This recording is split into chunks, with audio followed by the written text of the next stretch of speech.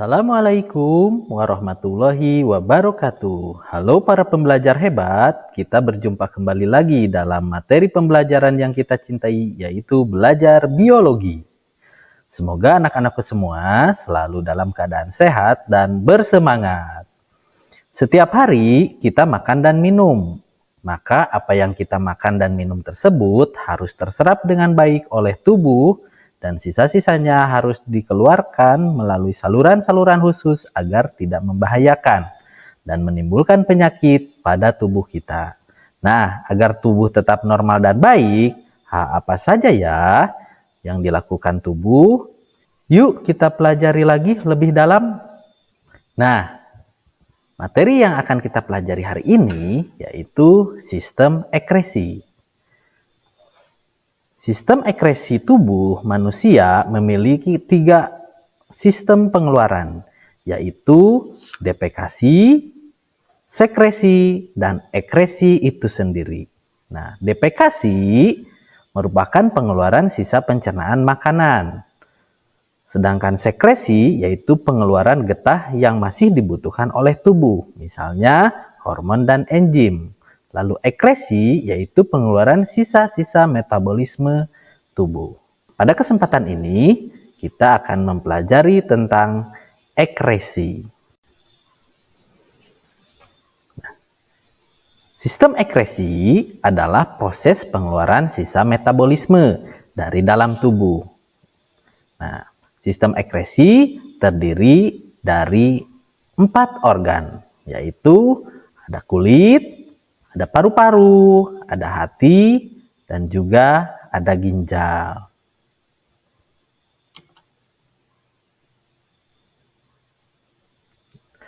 Organ ekresi memiliki fungsi secara umum, ya.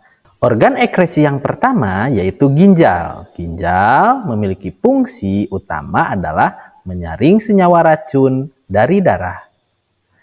Yang kedua ada kulit. Kulit berperan untuk mengekresikan urea, garam, dan kelebihan air melalui kelenjar keringat yang ada di kulit.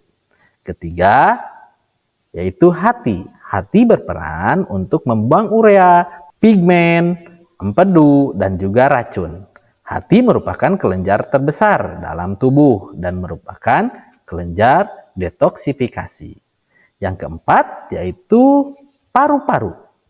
Paru-paru merupakan organ ekresi yang berperan dalam mengeluarkan karbon dioksida dan uap air yang dihasilkan dari respirasi.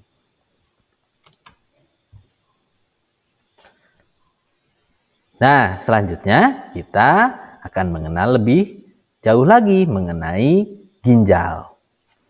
Ginjal adalah organ tubuh yang berbentuk seperti kacang dengan panjang sekitar 10-12 cm, kira-kira seukuran kepalan tangan. Letaknya di bawah tulang rusuk bagian belakang dan dekat bagian tengah punggung pada kedua sisi tulang belakang.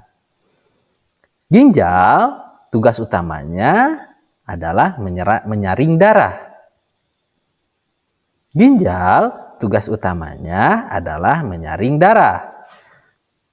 Struktur ginjal terdiri atas 3 bagian, yaitu 1 korteks atau kulit ginjal, yang kedua medula, yaitu sum-sum ginjal, yang ketiga adalah pelvis, yaitu rongga ginjal.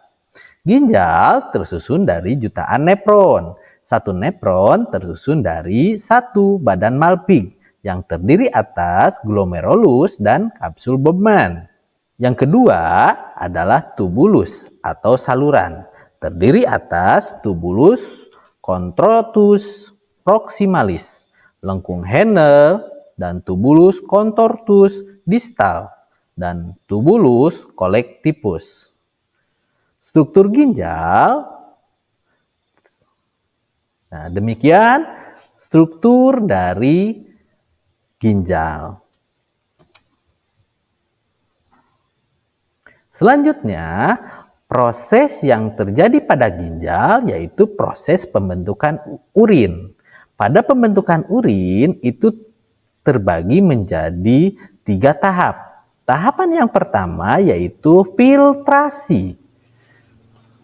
Filtrasi yaitu penyaringan darah yang disaring oleh glomerulus yang diselubungi oleh kapsul Bowman sehingga dihasilkan urin primer.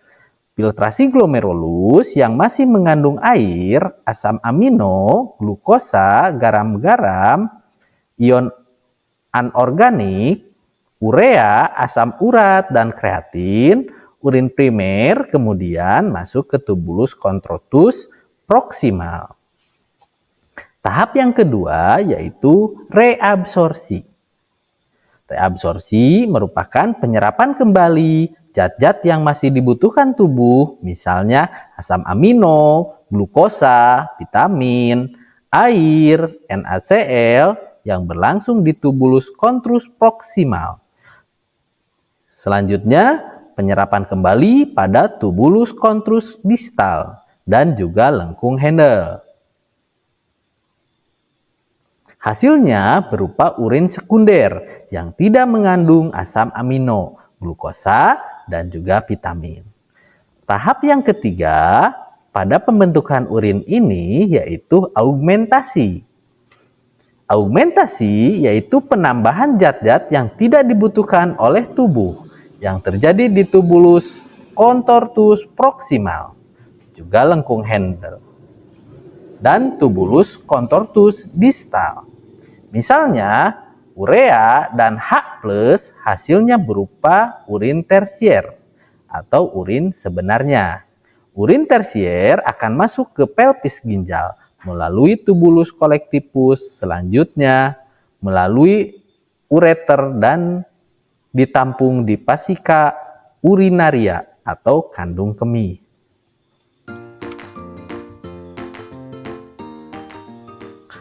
Organ ekskresi yang kedua selanjutnya yaitu kulit.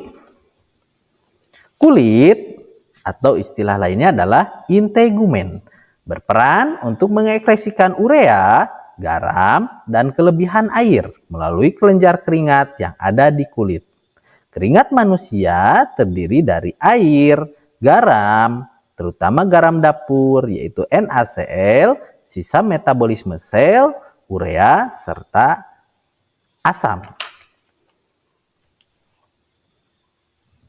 Di samping itu, pengeluaran keringat juga berfungsi dalam pengaturan suhu tubuh. Pembentukan keringat diatur oleh pusat pengendalian suhu tubuh, yaitu hipotalamus, dan dipengaruhi oleh suhu lingkungan. Nah, di samping ini ada struktur kulit. Struktur kulit terdiri dari epidermis, dermis, dan hipodermis.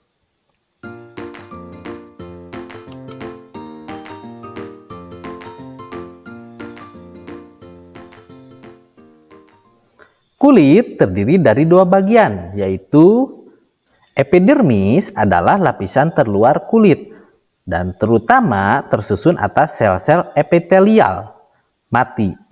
Kulit yang tebal misalnya pada telapak tangan memiliki 5 lapisan epidermis, yaitu satu stratum basal, yang kedua stratum spinosum, yang ketiga stratum granulosum, yang keempat stratum lucidum, yang kelima stratum corneum.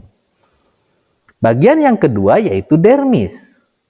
Dalam dermis terdapat satu pembuluh darah, yang kedua akar rambut, yang ketiga ujung saraf, yang keempat kelenjar keringat atau glandula sudorifera, yang kelima kelenjar minyak atau glandula sebase.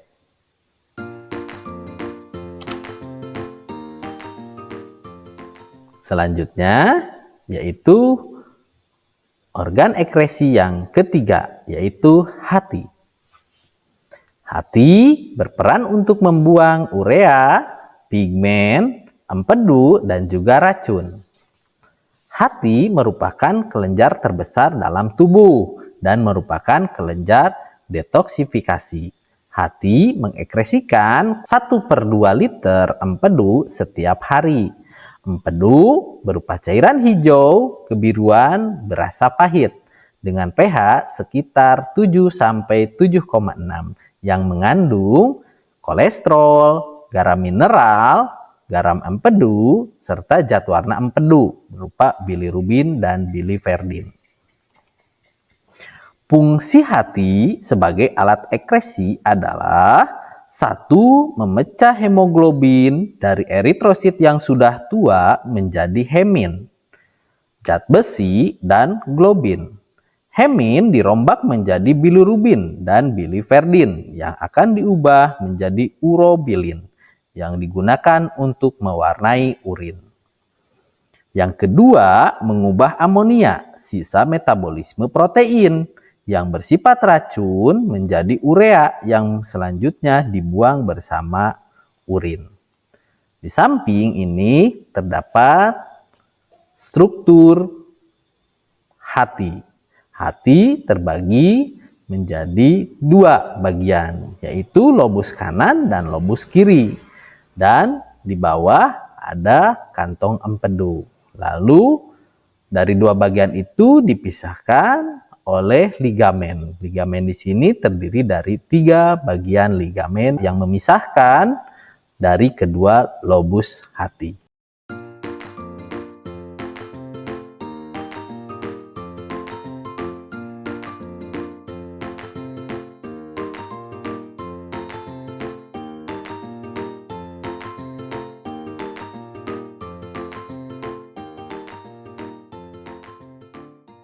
Organ ekskresi yang ketiga yaitu paru-paru. Paru-paru merupakan organ ekskresi yang berperan dalam mengeluarkan karbon dioksida dan juga uap air yang dihasilkan dari respirasi. Karbon dioksida yang dihasilkan selama respirasi dalam sel diangkut oleh hemoglobin dalam darah. Pada prinsipnya, CO2 diangkut dengan 2 cara, yaitu melalui plasma darah dan diangkut dalam bentuk ion HCO3 melalui proses berantai. Nah, ini merupakan struktur dari paru-paru, ya. Dari atas ada trakea.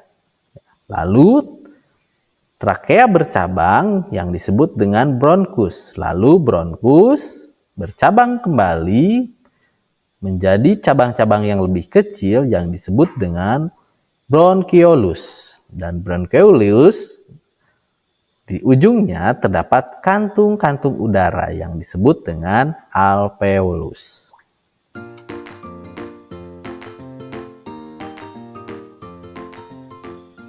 Rangkuman untuk materi sistem ekskresi ini, yang pertama, sistem ekskresi adalah sistem pembuangan zat-zat sisa metabolisme yang sudah tidak berguna dalam tubuh makhluk hidup, meliputi organ ginjal, hati, paru-paru, dan kulit. Yang kedua, kulit sebagai alat ekskresi mengeluarkan lemak dan keringat yang mengandung air, garam, urea, serta ion-ion seperti Na+. Yang ketiga, paru-paru sebagai organ ekskresi berperan dalam mengeluarkan CO2 dan H2O yang dihasilkan dari respirasi. Keempat, hati atau hepar berfungsi memecah beberapa senyawa yang bersifat racun, maka disebut dengan detoksifikasi, serta menghasilkan amonia, urea, dan asam urat yang akan diekskresikan ke dalam urin. Ginjal atau ren berbentuk seperti biji buah kacang merah. Ginjal terletak di kanan dan kiri tulang pinggang, yaitu di dalam rongga perut, pada dinding tubuh dorsal, dan berfungsi dalam pembentukan urin. Nah, anak-anak hebat, itulah pembahasan mengenai sistem ekskresi. Semoga semuanya memahami ya. Jangan lupa tonton terus video-video tentang materi pembelajaran biologi pada channel ini. Sampai jumpa pada video-video berikutnya. Wassalamualaikum warahmatullahi wabarakatuh.